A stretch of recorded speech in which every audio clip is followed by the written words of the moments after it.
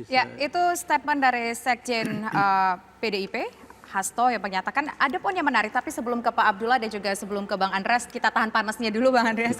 Saya ingin ke Pak Wayan dulu. Pak Wayan, ada satu kalimat yang cukup menarik, komersialisasi. Maksudnya komersialisasi gimana? Menuduh ada salah satu organisasi kah ataupun sebuah lembaga kah yang melakukan upaya penipuan atau tindakan apa? Kalau yang dimaksud kutipan dari statement Bu Yenti Ganarsi, sebuah penyidikan itu nggak boleh satu arah. Seluruh arah dimungkinkan. Apalagi di dalam kasus ini, kalau kita lihat tanggal 6 sudah ada keputusan KPU, tanggal 7 dibuat tertulis, lalu kalau tanggal 8 ada pembicaraan untuk mungkin dilantik kembali, kan pasti kehilangan motif. Di dalam hukum pidana, motif itu bukanlah unsur, tapi motif itu sangat penting. Lalu apa motifnya kalau betul ada orang berpikir dan akan menyerahkan uang setelah tanggal 6? Padahal tanggal 6 sudah pasti 7 komisioner itu bulat. Maka yang perlu dipikirkan, jangan-jangan orang yang dituduh melakukan penyuapan ini adalah korban penipuan. Kan begitu kata Ibu Yenti, bukan kata saya. Kalau saya ngomong begitu dibilang subjektif. Kalau akademisi ngomong begitu, jangan-jangan ini masuk akal. Oleh karena itu penting juga KPK ini, selain tidak mungkin dia menyetop apa yang sudah ada, mengembangkan ke arah yang lain, dan kalau memang terbukti ada pidana umum, kan tidak boleh, tidak harus diserahkan pada kepolisian. Jangan takut-takut.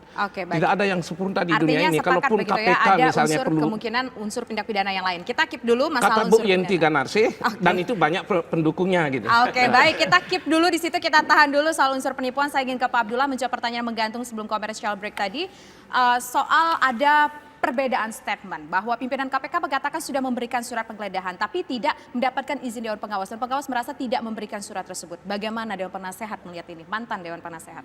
Saya 8 tahun lebih di KPK dan saya termasuk orang yang mengkoordinir penyusunan SOP di KPK. Jadi saya tahu betul bagaimana SOP. Jangan untuk tugas penindakan, tugas pencegahan misalnya sosialisasi ceramah saja harus ada surat perintah. Bagaimana melakukan penindakan tidak ada surat perintah, tidak ada surat tugas. Bagi saya itu aneh. Sehingga kalau itu ada berarti itu problem yang serius di mana saya, beliau, masyarakat menolak revisi Undang-Undang KPK. Karena itu di tempat ini saya pernah katakan kalau revisi Undang-Undang KPK lakukan bukan melemahkan KPK tapi mensakratul mautkan KPK.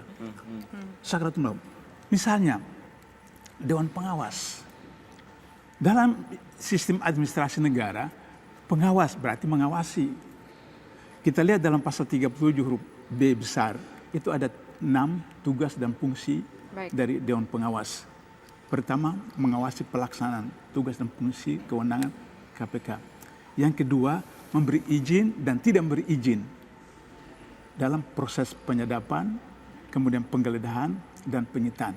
Nah ini bukan soal pengawas, ini soal perizinan. Jadi ada 2 lembaga yang berbeda, digabung dalam satu, seperti itu. Maka kemudian, kalau terjadi hal seperti begitu berarti salah satunya karena Dewan Pengawas. Nah atau karena pimpinan yang juga bermasalah yang seperti disinggung seperti itu, koordinasi dan pengawas. Ketika sebelum ada Dewan Pengawas atau sebelum revisi Undang-Undang KPK, itu SOP yang jelas. Penyidik atau jaksa KPK mau meminta penyadapan, diajukan surat resmi kepada satgasnya. Oke, naik ke direktur. Terus begitu diputus sampai pimpinan. Selesai seperti itu. Sehingga dengan begitu maka inilah yang dimaksud dengan salah satu persoalan serius tentang Dewan Pengawas. Yang kedua, bagaimana dengan soal obstruction of justice tadi, juga ada yang dilaporkan begitu Pak Abdullah memang?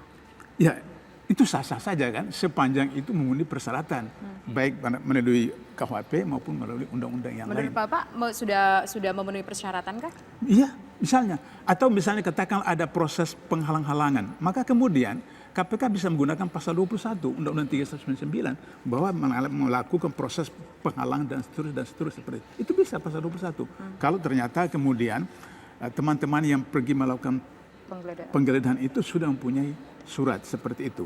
Nah, terus kemudian apakah surat itu tanpa persetujuan dari Dewan Pengawas, itu berarti persoalan Dewan Pengawas seperti itu. Sehingga kenapa bisa seperti itu?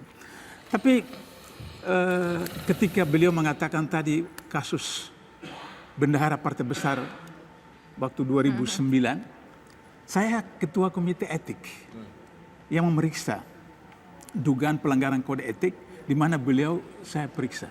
Saya tanya beliau, siapa yang suruh Anda keluar negeri? Dia bilang, buka dulu tutup dulu CCTV. Saya bilang nggak bisa, ini SOP harus pakai CCTV.